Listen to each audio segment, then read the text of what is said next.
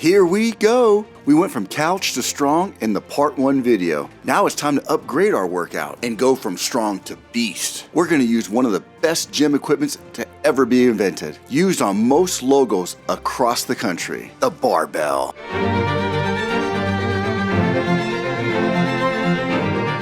The reason that the barbell is used, because it can hold the most weight, and you're able to continue to get stronger until you can't. Some caveats before we begin. The first one I call is the Arnold Schwarzenegger effect. Both guys and women have the Arnold Schwarzenegger effect, but for different reasons. First, I'll pick on the guys. Guys think, I'm gonna do these 4 exercises, and after 90 days, 6 months, I'm gonna look like Arnold Schwarzenegger. I'm sorry, no you're not. But you are gonna get stronger. If you think you're gonna do 4 exercises and then go on and live with 95% of your life and have no life change, you're not going to look like Arnold Schwarzenegger. But you will get stronger, and that's the most important thing. Now let's pick on the women. The women, I don't want to look like Arnold Schwarzenegger. I'm not going to do the barbell. Look, we all know you want to keep your figure 8. You want to be in shape. You want to look feminine.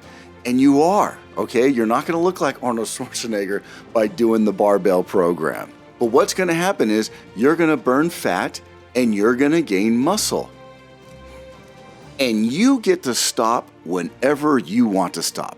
That is why you're never, as a woman, you're never going to look like Arnold Schwarzenegger, because you're going to continue to burn fat, gain muscle, continue to get strong, and you stop the program whenever you feel you need to, when you're happy with your body.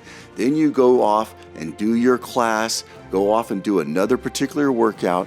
But for this particular program, both men and women will continue to gain strength, gain muscle, and burn fat, and you stop when you want to stop. The next caveat I call is the kinks versus the mechanics.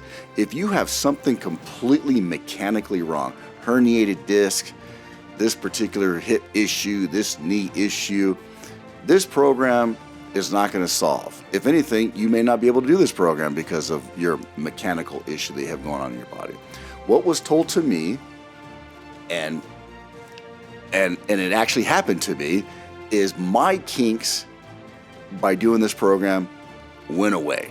You know, we all have our little kinks, and you decide, or you may not be able to decide, your body will decide if those kinks will go away. For example, I got this little thing, and then this little shoulder, and right here my lower back, when I get stuck in traffic, my thigh hurts, and my little calf hurts when I get off the couch.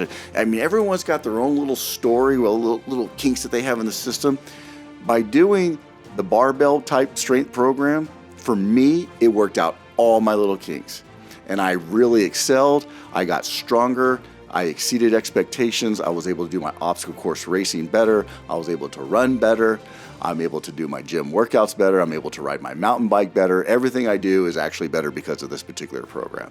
So you won't know what happens to you until you actually go through the actual program. With that being said, whether you're a guy or a girl, the good news is the stronger you are, the better life you're going to have. That's just the bottom line.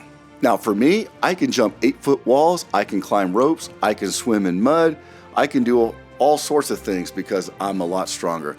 But here's one great caveat that everyone needs to take away here today. If you totally suck at this, right? You completely botched the whole thing. You did your 90 days, 6 months, you did 30 days, whatever you did, and you totally sucked at it. Because of my clientele watching this, right? Again, you're not an expert going to the expert. Just like what I said in my intro video to this channel, I am not the expert. I'm not the guru. I'm merely the guide. Last video, we got you off the couch. We got you strong in the part 1 video. Now we're going to turn you into a beast. So my clientele watching this right here came from nothing. So the idea of it is, if you totally suck at this program, you've exceeded the minimum expectations. Why is that? Because I want my clientele who are watching this video you don't need help on and off the toilet, right? When you go into the shower, you're able to step over the bathtub and get in the shower. The shower's all nice and wet inside, the bathtub's all wet. You're able to step out of the shower, out of your bathtub, and onto the floor to finish drying your body off without slipping and falling, right? You don't need someone to wipe your butt later on in life. You're able to get off your lazy boy and go grab yourself a snack out of the refrigerator. That's my clientele. My clientele got stronger and able to improve their life, whether they're middle-aged right now, whether they're postmenopausal right now, and they have another 20, 30 years left. You want to be able to be efficient with your body to where you're able to survive as much as you can on your own. If you end up climbing an 8-foot wall and climbing a rope and running a marathon, good for you because of this program. But like I said, if you do the minimum standard, you're strong enough to go through every day of life, go grocery shopping, buy dog food, buy gallons of bleach, and have no problem loading and unloading your car. So okay, let's go. Let's go through the workouts. Now let's take a look at the bench press. We'll go behind because I want you to see the grip strength and where my elbows are pointed. I come in, first I'm laying flat on the bench, which you do not want to do. Actually here I'm getting myself set up, and you see here my arms are at a T position. They do not want to be in this particular situation. I'm purposely doing this. As you see here, I tuck in my shoulders right now to move my elbows roughly at a 45-degree angle. I'm scooting left and right, getting my shoulders tucked in under my shoulder blades. And that way, when I lift up, instead of going out to the side, I go off in an angle. The bar is coming down slightly, roughly 2 to 3 inches down where it's at. So at full peak extension, I'm up near my upper part of the chest. It comes down roughly around the nipple area. My legs are fully engaged. You can't tell at this angle, and I'm slightly arching my back. Now let's look at the second video in the bench press from the side angle. I'm just going to go ahead and set myself up correctly. You see I'm arching my back. I'm getting up on my shoulders. I'm tucking my shoulders behind my shoulder blades. My legs are fully engaged. You see the muscles. You can see the other side underneath my lower back. I'm bringing the bar down. Again, elbows are not off to the side. They're actually at a 45-degree angle, which brings the bar down virtually near my chest. Then lift up, it goes closer toward my face, bring it down towards my chest, up towards my face, and then of course I rack the bar. All right, let's discuss deadlifts. Here in this first deadlift, picture number 1, I just want to show you where the barbell should look like when you look straight down. I don't like necessarily the angle because technically the barbell needs to be in the middle of the foot, so a little bit over the shoestrings. But in this particular angle, it's roughly about 1 inch away from my shin. And you'll see as the videos progress, we're going to bend the knees and have the barbell, actually have my shins actually touch the barbell. But I wanted to show you what it would look like from the top looking down. It should be roughly about in the middle of your foot, or give or take an inch or so away from your legs. And you want the legs to be spread normal body width, hips length apart, or hip width apart, and have your toes pointed slightly, roughly around 10 degrees outward. Okay, now let's take a look at the deadlift. Getting the bar ready here. Actually, now let's take a look at the deadlift on video number 2. I'm lining up appropriately, hip width apart, toes slightly bent out, roughly about 10 degrees. I'm about 1 inch away from the bar. I go down without bending my knees as much as possible to grip the bar.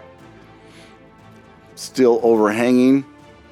I'm touching my knees against the bar, my elbows and my shins against the bar. I do not arch up like that. I get back down, lock in my abs, and lift up and flex my chest at the top. Lift it all the way down, reset. Want to lock my arms in, lock my back up, chest sticking out. And then I release my breath at the bottom. I breathe back in, lock, lift up, still holding my breath, and put the bar back down. Want to lock into place. Arms are locked, take the slack out, lift up, flex the chest, and back down.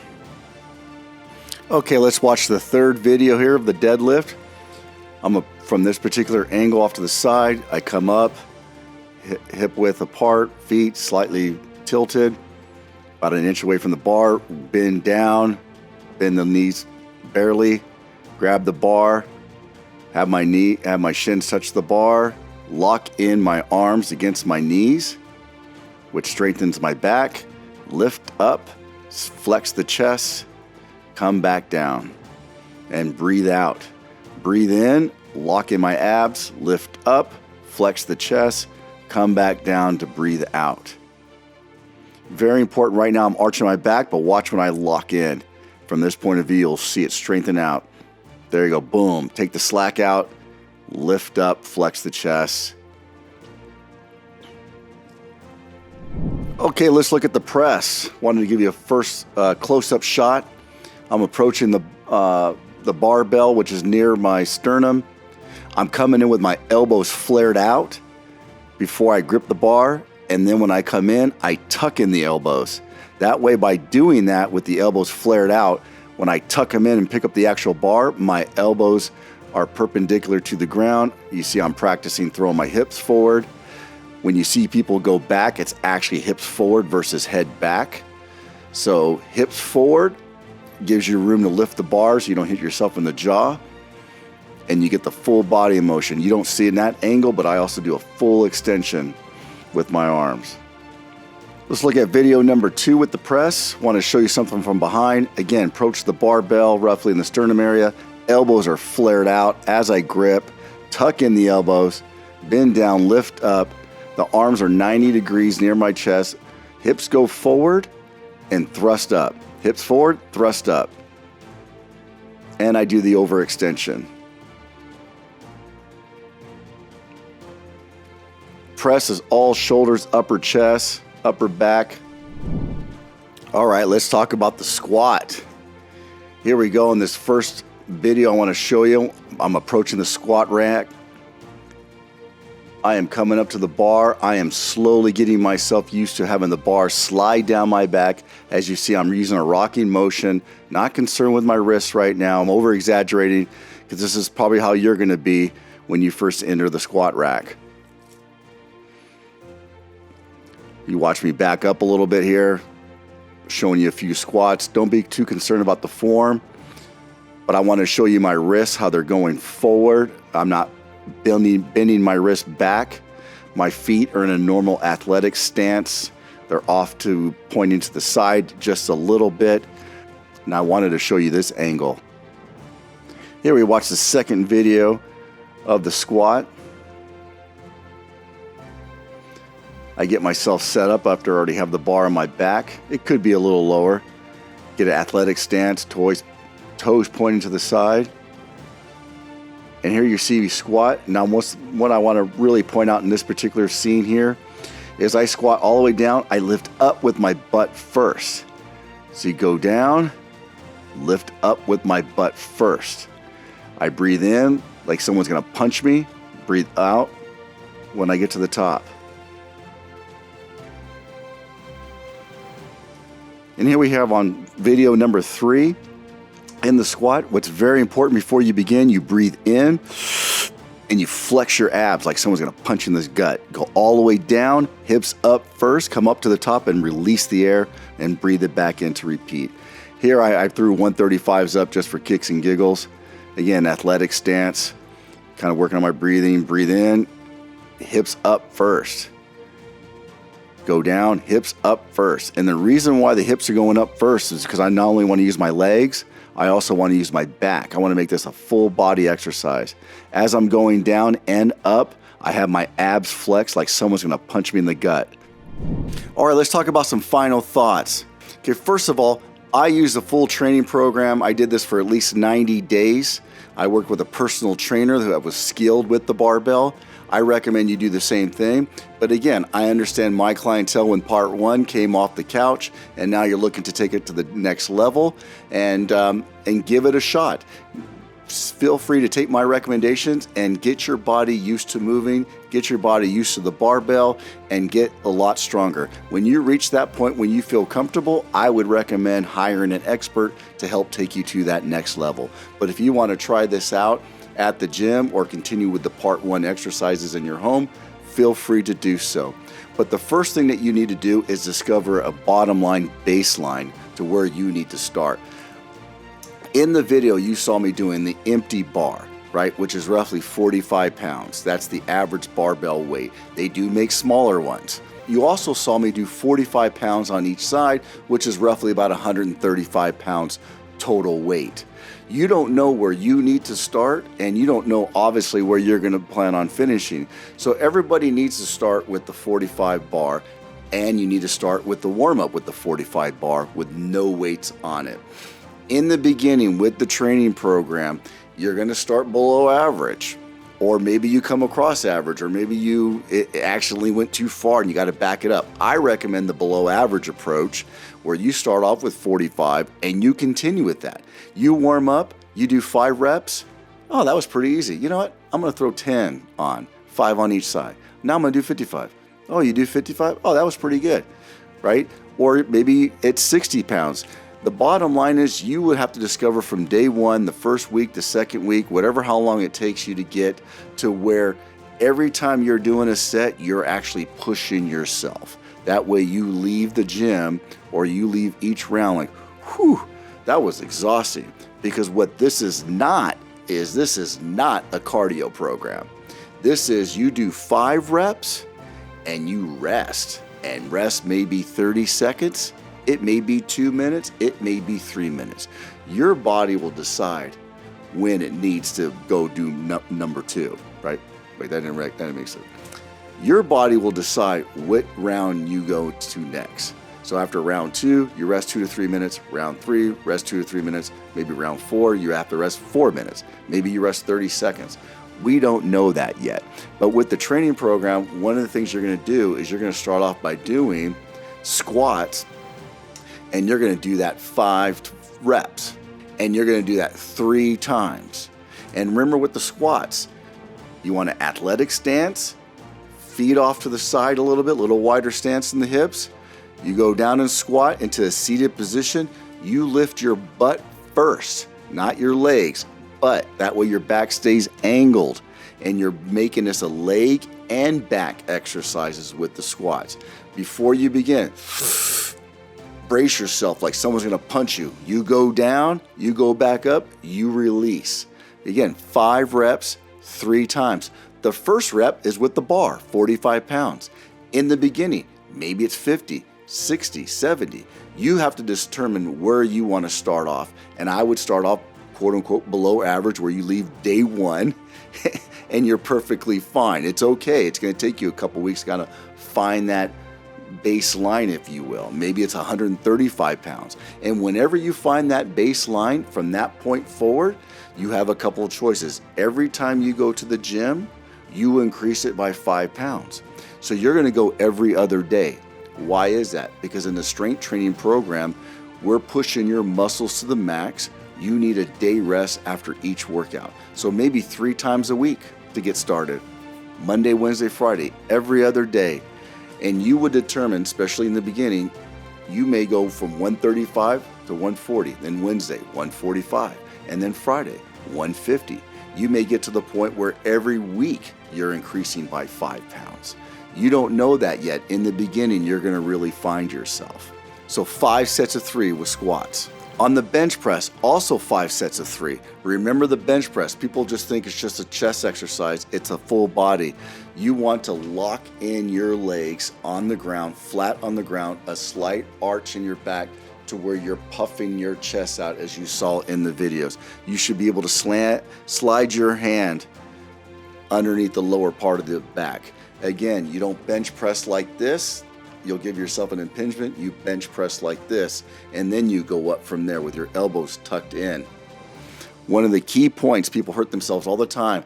They make the bench press a shoulder exercise. You have the shoulders flat on the bench. No, remember, you want to have them tucked in. Shoulders tucked in so the chest is flared out. Again, start off with just the bar, 45 pounds. You may discover after day 1, you know what, I can go 50. Or maybe after a few weeks, you know what, I'm up to 75 pounds. You will find that baseline. The deadlifts, you're going to do 5 reps, but you're only going to do it once since it takes up the most energy. And notice how I'm rotating this. I'm starting full body, squats and legs, or back and legs, then the bench, then the deadlifts, which involves legs and back, and then we're going to go back to the press. So with the deadlifts, same concept. We're going to do 5 reps one time. And notice in the video, it's hard just to do just the bar because the bar would lay flat on the ground. So in the video, you saw that I put 10s on each side. So I actually lifted 20 plus the 45-pound bar. So I did 65 pounds and you saw how fairly easy that is. That may not be easy for you. You would discover what the baseline is for your deadlifts. And some of the cues with the deadlifts, remember, you go down, you grip, your width apart, feet slightly at 10-degree angle. You grab the bar, try not to bend your knees as much as possible. And then when you breathe in, like someone's gonna punch you in the gut, and you lock your arms along your kneecaps. Just lock them and you straighten out your back. You don't want to be hunched over to lift up something very heavy and you hurt yourself. You want to be locked into place. And then when you come straight up, your chest is flexed. Go back down, you release the air. On the presses, it is shoulders are the weakest part of your body. So I still want to do 5, but maybe you're doing 3 to 5 reps. Not 1, maybe not 5, maybe 3. You feel comfortable just getting 3 up in the air. Remember, when you approach the bar, you're coming in with your elbows flared. Come in and grab the bar. When you grab the bar, then you lock in your elbows down below, and now you're like this in this position. And remember, you're thrusting your hips forward to get your head out of the way so you can lift the bar up. So you want to do those 4 exercises. Start off below average, start off with just the bar. Find yourself every other day, which is roughly 3 times a week. On the presses, I recommend doing the bar as much as you can without adding any weight. It's going to be the slowest that you'll incrementally increase. So you may have to do 2.5 pounds on each side or a 1 pound weight on each side. The squats and deadlifts, you can find yourself maybe adding 5 times at a particular time. As I said earlier, this is not a cardio exercise. You're not here to sweat it out and increase the heart rate and bouncing around. We are going to sweat it out and we are going to increase the heart rate, but we're going to do that with lifting heavy. So each time I want you guys fresh, not too fresh. Don't get stuck on the phone and 7 minutes later you're going to do another set. You may be too cold at that point. You want to rest roughly 2 to 3 minutes in between each one and get yourself back to normal. Now, I know what you're thinking. This training program, lifting with the barbell, oh my gosh, I'm going to get stronger. This is the most important thing. And I'm not going to take away from that, but it is not the most important thing. This is where we're quote unquote hurting, destroying, tearing, whatever word you want to use. This is the workout. This is what we push the muscles to the limits, and then we grow the muscles with eating and sleeping. Notice how I said that. During the day, during the workout, we're going to work out the muscles, right? And you're going to feed the muscles and you're going to sleep at night because the body repairs itself at night. So that's how we grow the muscles. So we hurt the muscles, grow the muscles, hurt the muscles, grow the muscles. I said this in my part 1 video. I'm going to stress it out in part 2, a little bit more important in part 2. But this is where the experts say, and it was applied to me too, and I did this. This is where on normal, you want to increase your calorie. You want to increase your calorie intake. Why is that? Because you are working your muscles, and your muscles need fuel in order to grow. So they need protein, i.e. protein shake, and you need to sleep so they can grow at night. So most people will need at least a protein shake and to add it to their normal daily regimen to increase their protein shake. But I want to warn everybody right now. Normally I would say increase your calorie intake, but the people watching this video right now coming off the couch in part 1 and now they want to take it to the second level here is you're already eating probably too many calories. And I hate to say that to someone who's very athletic, going through a particular cardio type of program, particular workout. Now they're going to do a strength training. Of course, we would say increase your calorie intake because you want to grow your muscles. But I really hate to do that to the normal, regular couch potato type American type person. So, but I will say add a protein shake to your regimen, decrease your refined carbs, decrease your alcohol intake, and go from there. Again, my clientele regular Joe Blows, middle-aged, postmenopausal type people. If you just happen to flip on my channel right now and you're a skinny 18-year-old, then by all means, you go for it, right? Protein shake, calorie-dense foods, high-quality fats like your eggs, avocados, nuts, down some whole milk. I mean, you want to fuel your body, and you're a fighting machine at that age, and you're thin. So when I say eat and sleep, I mean it methodically. So with that being said, like I said, get it started, find yourself, see if this is something you can enjoy, and I highly recommend you hire an expert to tailor something specifically for your particular needs. Make sure you hit that like button, hit that bell button, subscribe to my channel, forward this video to a fellow loved one who absolutely needs it, and I look forward to seeing you in the next video.